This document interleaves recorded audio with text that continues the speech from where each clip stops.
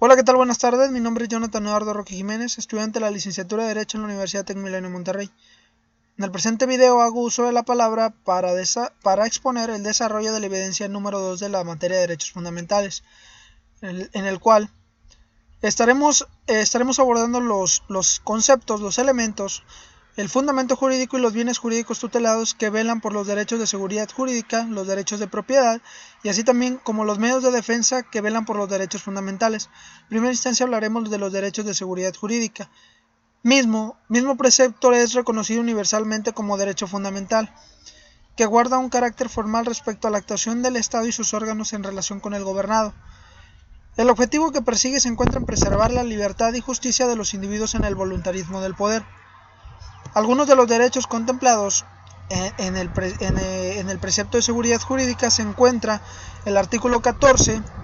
que nos habla el artículo 14 de la Constitución de 1917, que aborda la irretroactividad de la ley en el párrafo primero, el derecho a la audiencia en el párrafo segundo, la legalidad penal en el párrafo tercero, así como también la legalidad civil en el párrafo cuarto.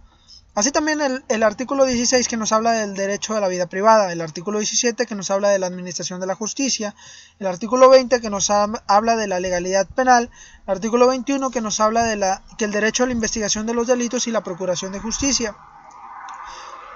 Mismo precepto jurídico engloba ciertos bienes jurídicos tutelados que se refieren a la vida, la libertad, la integridad corporal, la libertad física, la seguridad individual, la dignidad o la reputación y así como también la salud. Y un ejemplo que lleva a la realidad los puntos antes abordados es la siguiente noticia que tiene por título: acredita Defensoría violaciones a los derechos de seguridad jurídica de 6 agentes de tránsito. En dicha noticia se deja expuesto la violación a la seguridad jurídica que sufrieron estos agentes de tránsito, los cuales, informa la fuente investigadora, que fueron sancionados arbitrariamente en el año de 2012. Esto mientras ejercían su derecho de manifestación ante la Dirección de Tránsito del Estado, la cual les dio de baja en el supuesto que habían incumplido a sus obligaciones y funciones, y que además a su sanción se le agregó como observación que para ingresar a otra corporación los agraviados necesitaban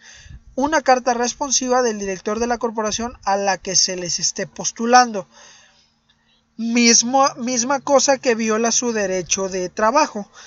Entonces, en este ejemplo, en esta noticia se cita la falta o la violación que sufrieron las autoridades competentes sobre la seguridad jurídica de los agentes de tránsito. Ahora bien, hablaremos de los derechos de propiedad, que la regulación de dicho derecho se encuentra consagrada en el artículo 20 constitucional, el cual establece la propiedad original, que señala que la propiedad de las tierras y aguas comprendidas en los límites del territorio nacional comprenden originariamente a la nación, la cual tiene la facultad y el derecho de transmitir el dominio de ellas a los particulares, construyendo así la propiedad privada.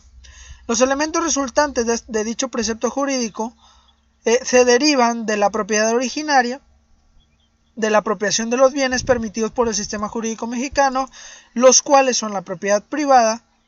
que se refiere a cuando la nación transmite el dominio de las tierras y aguas a los particulares; la propiedad social, que se refiere a cuando la nación transmite a las comunidades, los ejidos y la propiedad comunal; y la propiedad pública, que es cuando la nación se reserva de la propiedad y el dominio directo de determinados bienes. En el orden de lo antes enunciado, se resume lo siguiente en los bienes jurídicos tutelados de dicho precepto, que se refieren a la propiedad, el patrimonio, la propiedad de la nación, la seguridad pública y la seguridad del Estado. Por citar una noticia que lleva a la realidad la utilización de este precepto jurídico, se tiene la siguiente por título: en 2016, 8 expropiaciones para el circuito exterior. Y dice que en el segundo semestre del año anterior el gobierno estatal hizo 8 expropiaciones por más de 554,000 metros cuadrados en favor a autopistas, aeropuertos, servicios servicios conexos y auxiliares del Estado de México. Dice la nota que los predios expropiados a los particulares, según los documentos, no estaban habitados ni tenían edificaciones. Las expropiaciones se realizaron por causa de utilidad pública para la ampliación, prolongación, alineamiento y mejoramiento del circuito exterior mexiquense en sus fases segunda y tercera. De lo antes expuesto por la nota periodística, se hace notar que las expropiaciones se realizaron meramente por obra de utilidad pública en la ampliación y prolongación de los flujos viales, tratando del escenario antes mencionado, a la plena disposición de las autoridades públicas en la utilización de dichas propiedades para beneficio social y beneficio público del Estado, en donde se tuvo el objetivo de tener un mejoramiento en la estructura vial del Estado.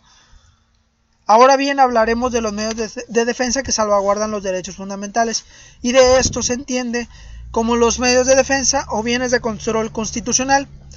y que son aquellos cuyos instrumentos con los cuales se busca defender el orden creado por nuestra Carta Suprema, entendiéndose también a estos como los medios que garantizan las limitaciones establecidas en el ejercicio del poder, validez y vigencia de la libertad, como también la observancia del aseguramiento de los derechos fundamentales del individuo en sociedad. Y nuestra Constitución de 1917 contempla los siguientes medios de defensa: el juicio de amparo, llámese amparo directo, amparo indirecto, las controversias constitucionales, las acciones de inconstitucionalidad, la facultad de investigación de la Suprema Corte de Justicia de la Nación, la protección de los derechos humanos y el juicio político.